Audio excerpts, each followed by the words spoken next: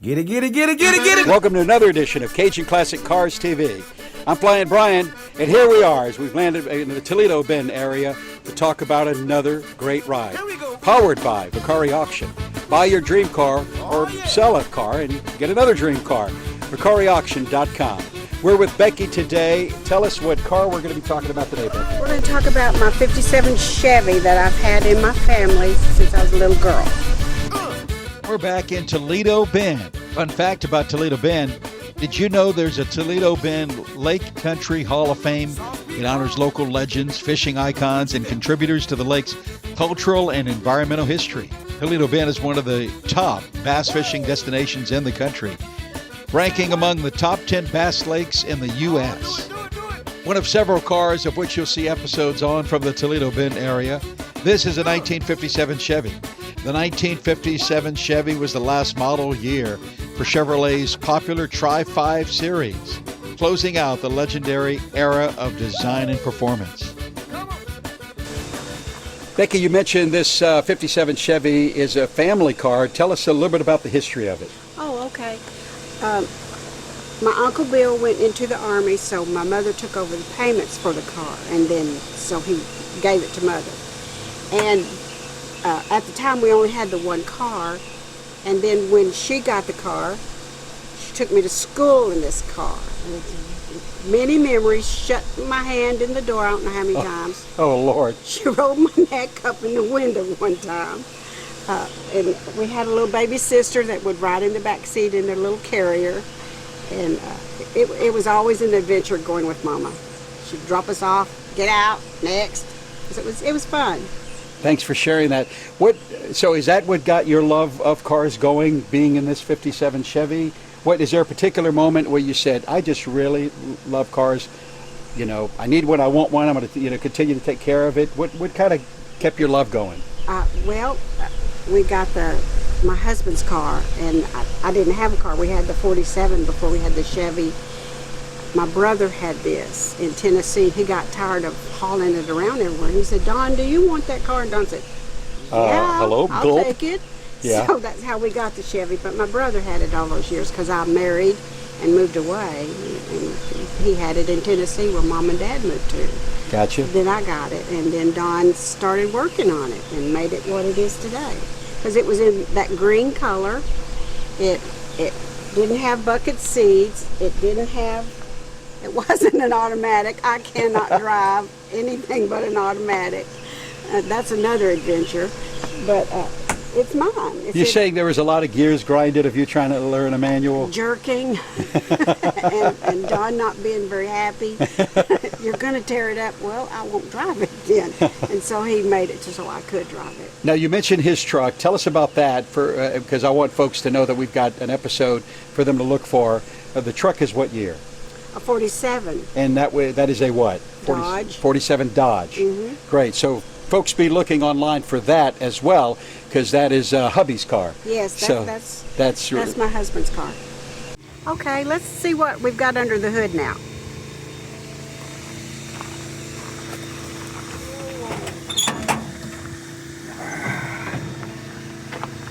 It's a 283 rebuilt 40 over, and it's basically not really a high cam in it or anything. Basically bone stock,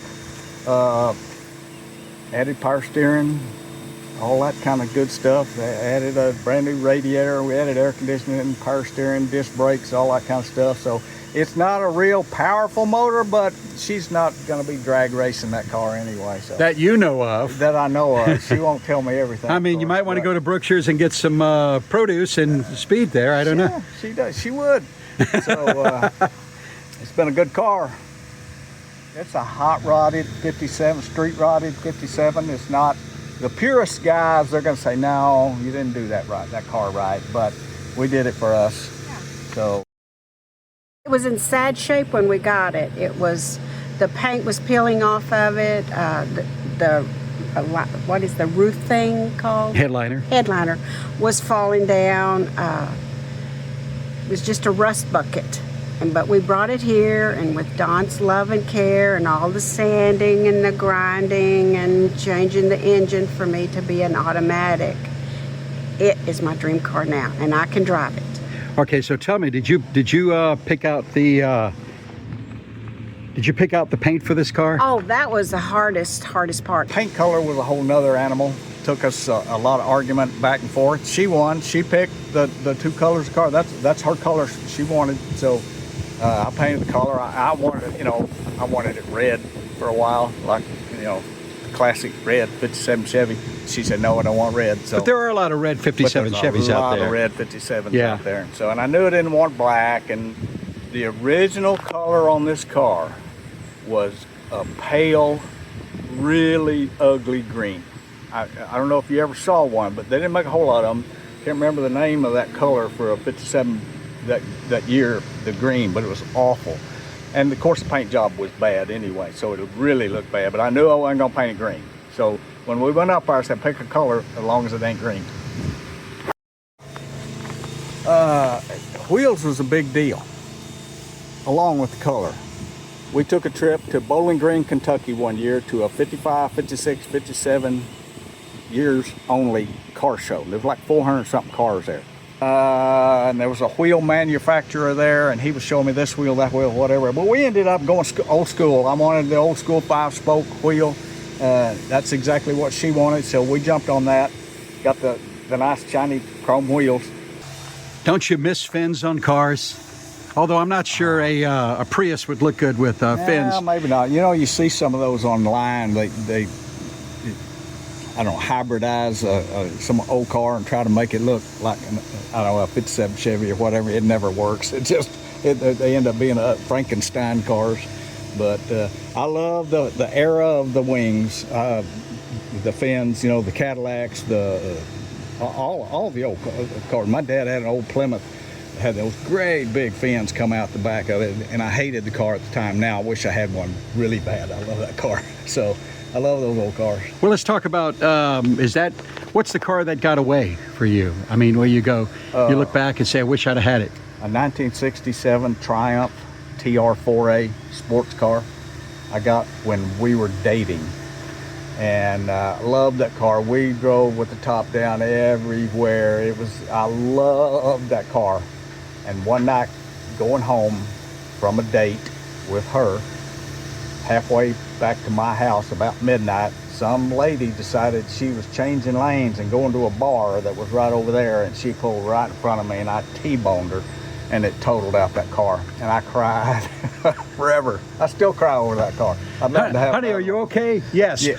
My car! My car, exactly right. So one of the things I did, obviously, I debadged it a little bit. There's normally a big V right there in the front, and there's one in the back. I took it off. I thought that was a little too gaudy-ish, kind of. Took that off. But then I decided to gaudy up the front end a little bit. Down there on the bullets, they're normally a black rubber. I put some chrome bullets on there. And then I thought, well, while we're fancying this thing up a little bit, let's put the fancy headlights in it. Headlamps, they're not normal. They got a turn signal built into the front. They're way cool. So, and then it's actually a 210 not a Bel Air. It's a 210. So I Bel Airized it up a little bit. The inserts on the side of the car are Bel Air. They're not in a 210, but I put them in there and make it look like a 210. It doesn't have all the chrome that a Bel Air has, but I kind of like it de-chromed a little bit. So. Tell us about your car club. And when I moved down here in, I don't know, 2009, I guess, 2010, and I got to look, I brought my cars with me, both of these. From where? And from Amarillo. And we were in a car club there, had been for a lot of years, and been doing lots of stuff. It was a really active club. And we got down here and there was nothing. And we went a couple of years with nothing.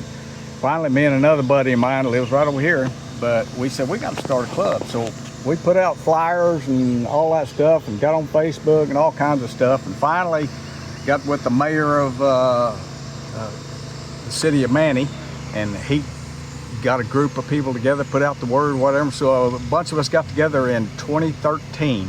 We actually said, we need a club. And one of the guys in the club came up with the Toledo Cruisers. It wasn't me. I came up with the logo, this logo, but I designed that. But he came up with the name, and we started a club, and there was like 10 of us.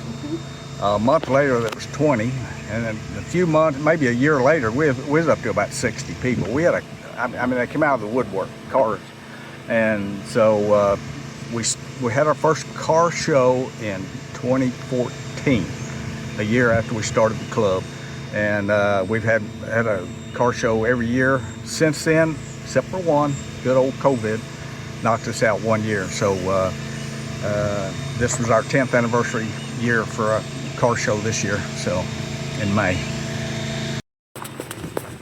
So I guess the dice have been lucky for you, huh? Oh yeah, absolutely. We got dice on the wheels, we got dice on the door locks, we got dice on the mirror, so it adds a little touch. Well, speaking of the mirror, let's look inside. All right.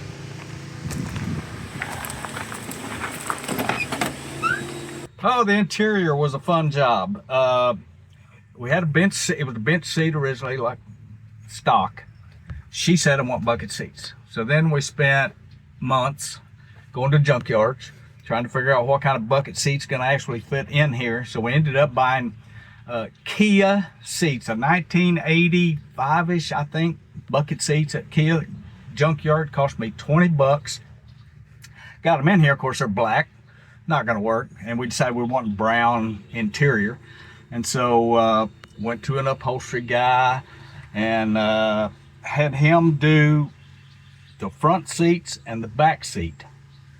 And I didn't like a whole lot of his work. There's a little bit of it. I told him to do something, and then he said, "No, I'm gonna do it my way." So I kind of fired him. I got home. Now I got seats that are covered, but nothing else. I built the center console. I was gonna have him build the center console. After I got mad at him, I said, "No, I can build a center console." So I built the center console, and then I decided, you know what? I can do the door panels. So I had the material already bought, of course, and I thought, get on YouTube. I can figure out how to do this. And so a little bit of work, and I ended up doing the door panels and the center console. Then I had to find somebody to do the top. Well, I thought I could do it. I ordered a top, got it in. They got the bows, and you got to feed the bows, metal bows through each line. Then you hook them in right here and here and yon. So I couldn't get it smooth. I'd get it in. I mean, it was in, but there'd be a big wrinkle here and a wrinkle here, and I couldn't get all the wrinkles out. I finally gave up, took it to a real pro over in Logansport. He hooked me up and did the top. So the gauges are obviously not stock. The stock was just a speedometer here, and there was fuel and temperature, and it was, to be honest with you, a little bit ugly. And I decided I wanted the color. That's what sold me on these gauges, is that they almost match the yellow of everything else. And so there's 4 gauges in that and 2 on the sides. Aftermarket, they're not cheap, but they work great and they look good too. It's better than 57. You can buy a new clock. The clock is black. It should be this pale color, but I couldn't figure out a way to get that color inside that clock, and they wanted $500 just for the clock. And I said, nah, I'm gonna live with black. So I have a black clock. But it's working. Yeah. And the radio is one of those aftermarket radios. Auto Sound, I think's the brand, but you can flip the little dial here and it goes to digital if the key's on.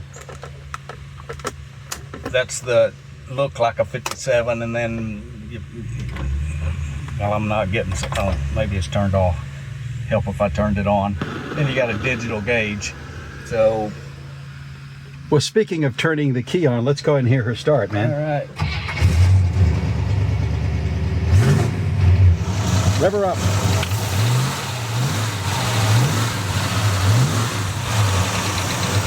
Becky, it was a pleasure. You're talking about your family, thank you 57 so Chevy. much. I appreciate you guys, your hospitality. Not only were you guys great to show me your car, but you brought some other folks here. And so some of the other episodes from Toledo Bend, you'll see these either recently or in future episodes of Cajun Classic Cars TV. Find us on Facebook, TikTok, YouTube, and online at CajunClassicCarsTV.com.